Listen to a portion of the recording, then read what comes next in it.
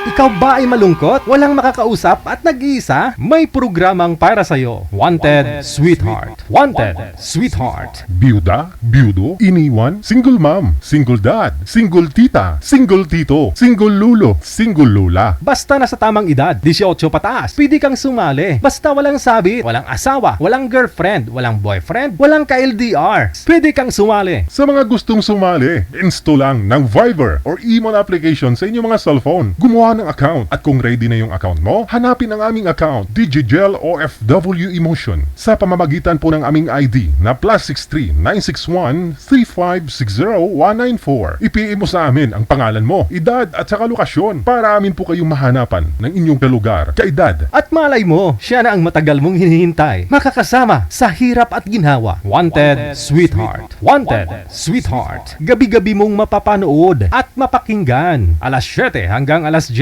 ng gabi. Dito lamang sa Gel FM 98.7. Powered by OFW Emotion TV Radio. Wanted, Sweetheart. Wanted, Sweetheart. Paalala, mag-ingat sa mga scammer. Oras natin, 53 minutes after 8 o'clock, Philippine Standard Time.